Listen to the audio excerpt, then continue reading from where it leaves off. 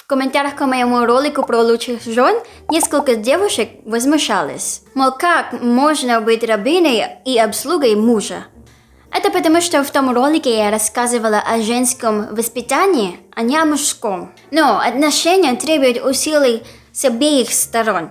И в том видео я совсем не раскрыла мужскую часть. После просмотра этого ролика многие могут изменить свое мнение на диаметрально противоположные. Потому что потребности женщин в отношениях значительно выше мужских. Поехали!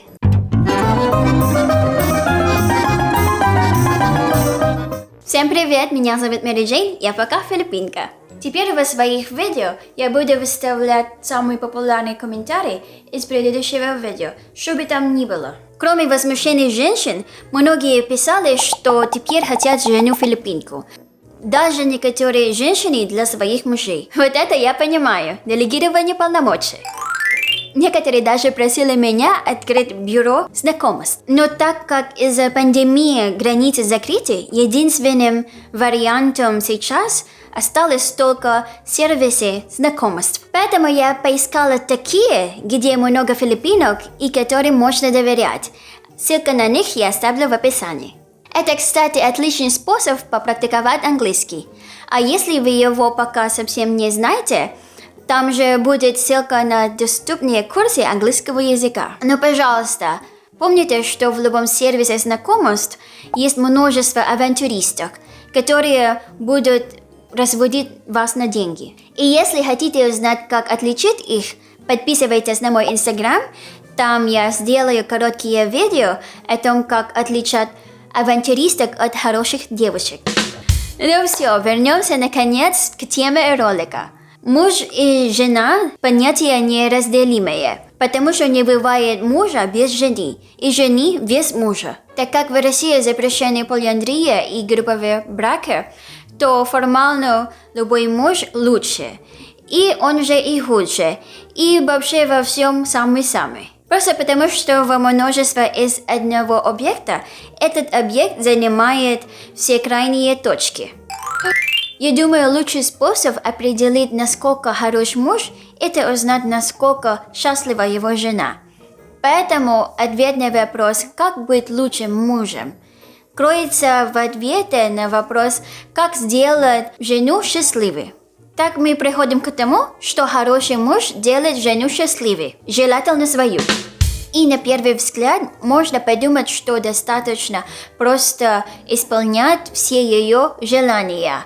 Но на самом деле это не так. Есть два разных понятия, чего хочет женщина и что нужно женщине. Женщина может хотеть в Турцию, а на самом деле ей уже 5 лет как катастрофически не хватает секса. Женщина может хотеть вкусную сдобную булку, а на самом деле у нее глютеновая зависимость, и ей нужно кушать только овощи с рисом. Женщина может хотеть шубу за $1000, а на самом деле ей нужно просто дать ремня.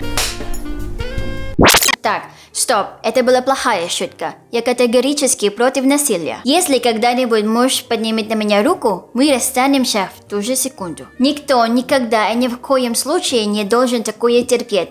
А людей, которые себе такое позволяют, я осуждаю. Если женщина вас бесит настолько, что вы не можете держать себя в руках, оденьтесь и сходите подышать свежим воздухом. На рыбалке 2 дня, а рыба где? Там, короче, история такая, сеть поставил, в рыбнадзор приехал и, короче, спи***ли всю рыбу, блядь. Если муж пришел домой пьяным, накормите и уложите его спать. Не нужно с ним драться и выяснять отношения, это же бесполезно. Если он вас не устраивает, просто заберите с утра вещи и оставьте его навсегда. Так вот, правильно ставить вопрос, а не чего хочет женщина, а что нужно женщине от мужчины. Несмотря на то, что все женщины разные, у них всего несколько нужд, которые совершенно одинаковые для всех. В разных пропорциях и в разном виде, но все одно и то же. И сейчас я постараюсь их перечислить. А если вдруг чего-то забуду, пишите в комментариях. Или считаете, что я не права, тоже пишите. Я хотела пропустить такие банальности, как безопасность, надежность и комфорт, потому что они так очевидны. И вообще это базовые потребности по пирамиде Маслоу. Но есть пара нюансов, которые могут быть не очевидны. Во-первых, у этого есть физическая и ментальная составляющая. При этом ментальные не менее важны, чем физические. На практике это выражается в том, чтобы минимизировать ругань, не осуждать и стараться поддерживать жену. Благодарить за то, что она есть в вашей жизни. Вселять уверенность в том, что вы никогда не оставите ее, несмотря ни на что. А второе – это про честность. Я сперва хотела отдельно сказать, что женщинам нужна честность. Но потом поняла, что вообще-то им нужна не честность, а отсутствие лжи. Ложь чувствуется интуитивно и вселяет тревогу и сомнения.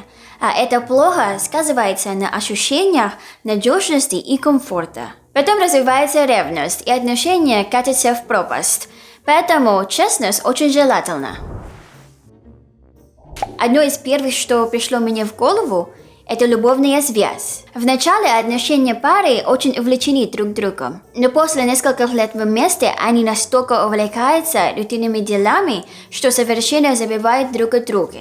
Поцелуи, обнимашки и даже секс. Все это по праздникам за хорошее поведение, и то, если не слишком перебрал. Я рекомендую всегда говорить жене комплименты, разруливать конфликты, общаться, благодарить и флиртовать с ней. Это все поддерживает любовную связь между супругами.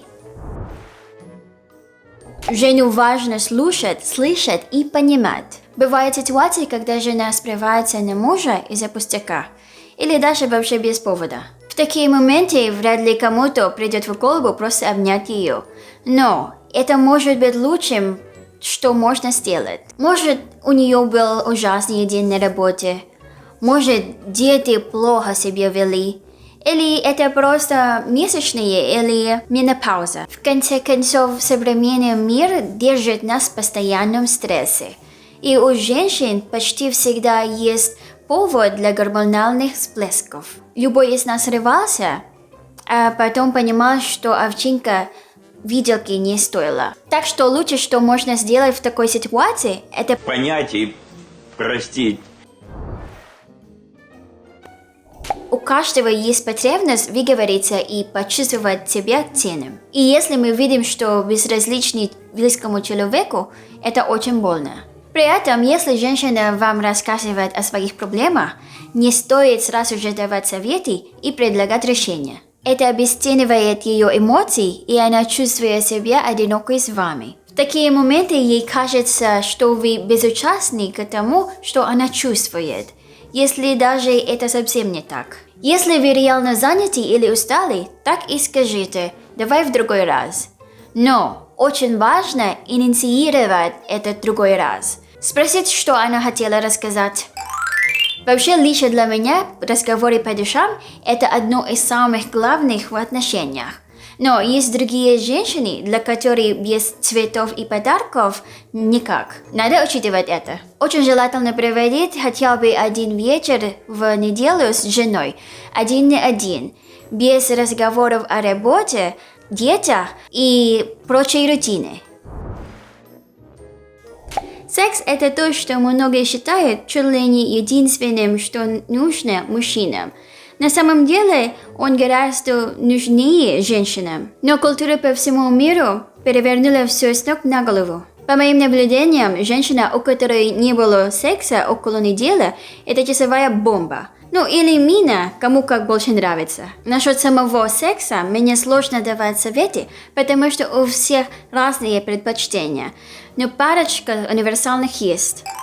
Я думаю, стоит интересоваться желаниями друг друга, ничего не стесняться, не слушать других, но и экспериментировать. Важно замечать, когда жене нужен отдых. Все уже, дайте мне отдохнуть уже, хватит. У большинства женщин настоящая каша в голове. Работа, дети, кошка, уборка, чем все накормить, какой чай заварить, расписание, ногти, прическа, погода, брюшь на ягодицы, как похудеть и когда следующий концерт Стаса Михайлова. И это все только за последние пару минут.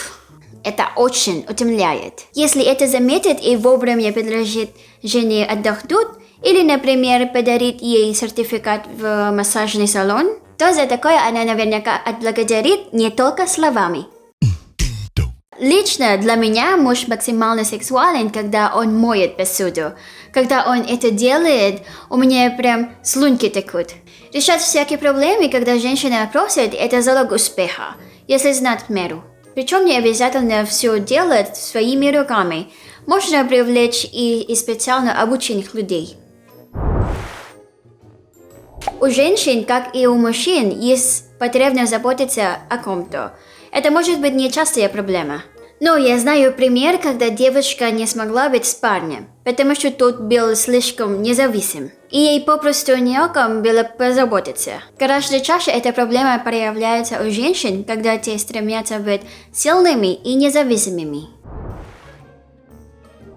Перспективы особенно важны в первые годы отношений. Женщинам важно понимать, чего вы ждете и куда двигаетесь. Но и спустя годы это не теряет актуальности.